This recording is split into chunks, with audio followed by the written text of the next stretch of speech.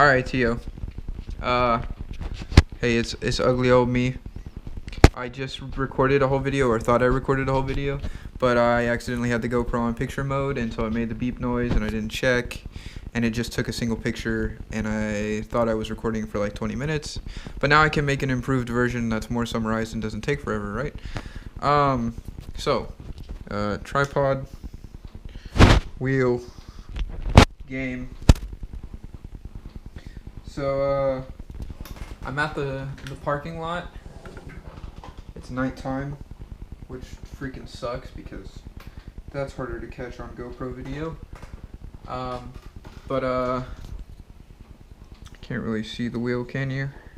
As long as you can kind of follow where the red dot is, you'll be able to kind of keep in mind, I hope, your general sense of like rotation. And of course there's AI getting in the way as usual. Since they never leave you the fuck alone. Because traffic doesn't come over here, but the fucking drivatars do. Go fucking figure, thanks Forza. So I'll show you my settings.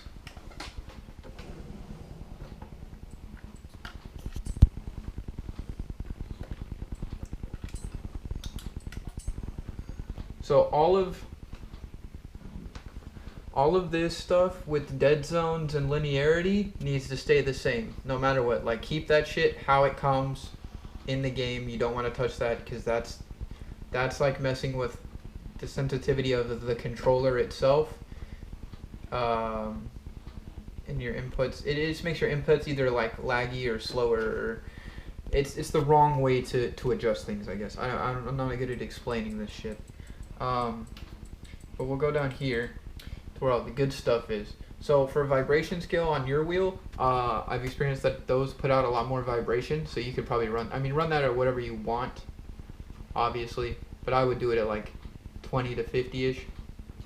Force feedback scale on yours is a little bit stronger than mine, so I would probably run it, well, you're also PC, so I don't know for sure, but like between like 75 and 100, I would think, just to make sure that the wheel will like self-steer and like, you know, take itself where it's supposed to go when it needs to, and you can feel the car. Your center spring and wheel dampers can be at 0 because you don't need those. Those aren't a factor in a real car, really.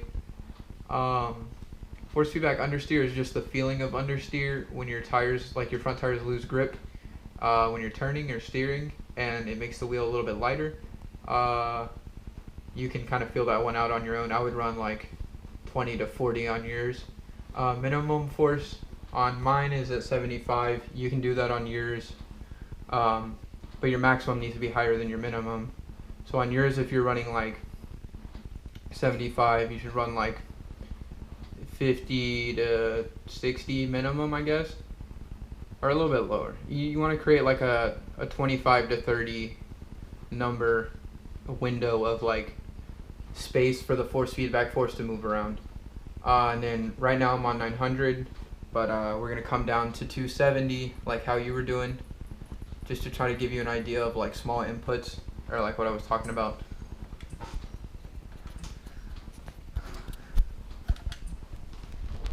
I didn't click anything, did I? We're still good. Alright, hopefully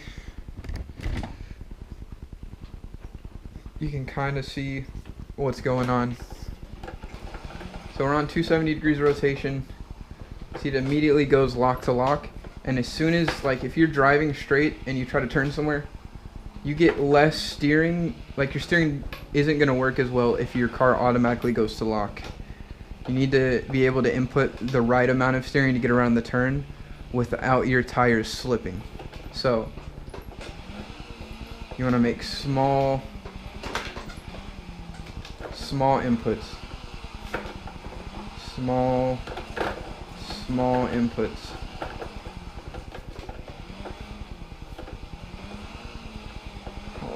Oh, the AI is screwing with me.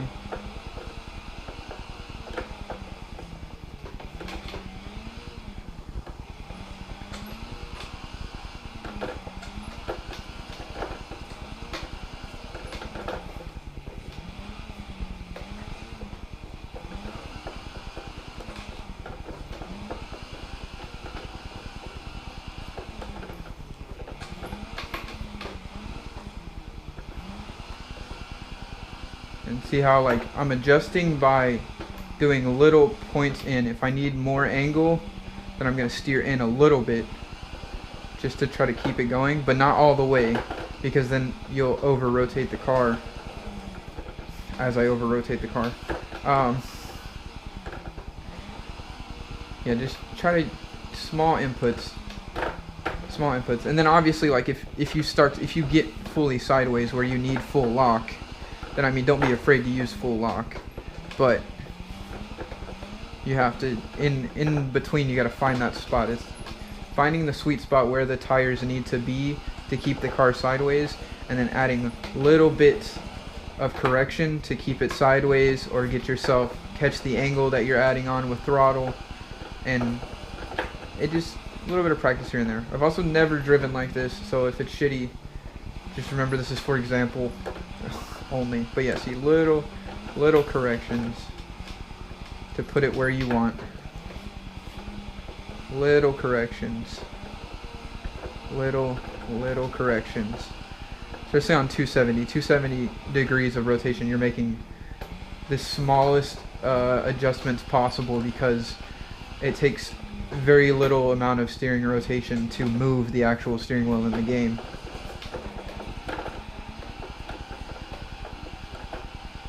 Alright, so that's 270. Jump to the settings. I will jump up to 540.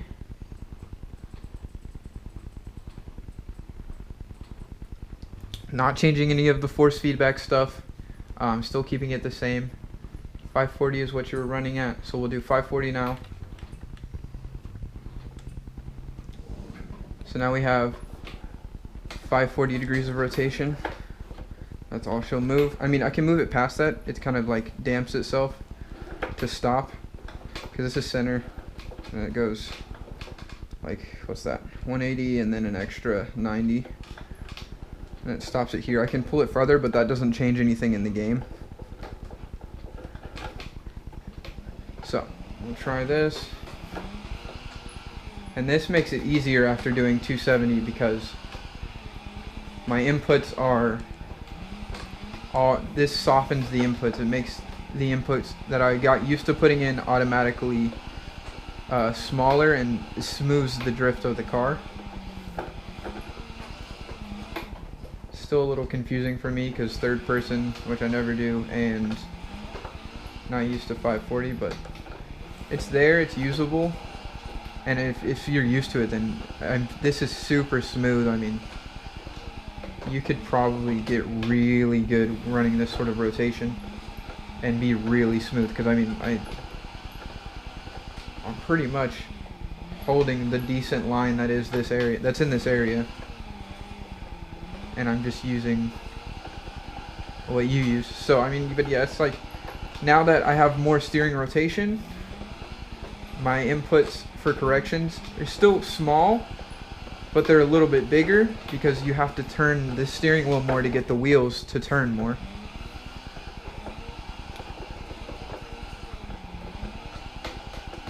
But yeah, 540 this is really good, I feel like. Because I mean, I'm having fun right now. My brain's telling me not to because it's not 900, but it's fun. It's really fun. And you can feel, you know, the way the car's reacting. The self-steer is really good. I mean, this is my car, so I don't know if I need to. I'll see if I can send you some tunes like you asked.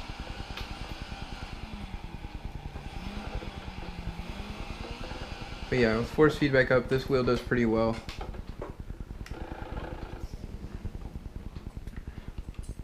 And then with 900, it's going to be the same thing, but all your inputs are just a little bit bigger, because you have to turn the wheel that much more degrees of rotation to get the steering wheel to, or to get the wheels on the car to move. I don't know if I'm making sense.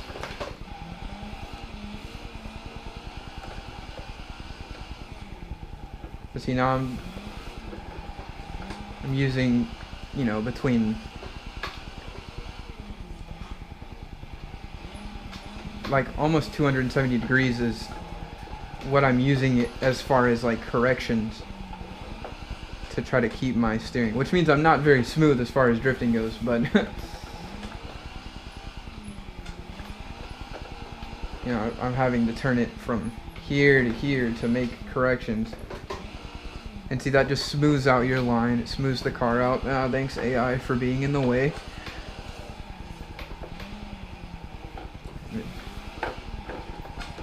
But I mean, yeah, you know how to steer, you know how to drive, you know how to drift. It's just feeling out the wheel in your hands and like what the car's doing. And you have that down pretty much. You just have to get used to it is all. So I say just give yourself the time to get used to it, and you will. You'll figure it out. But the force feedback settings, you definitely got to get those right so that you can feel the car to the highest degree.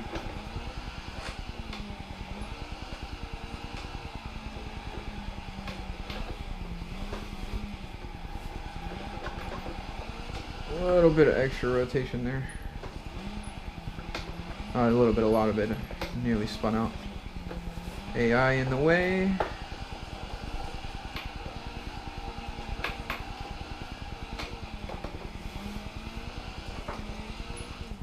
Alright. Hopefully this is somewhat informational. I'm trying my best. So let me know if that helps.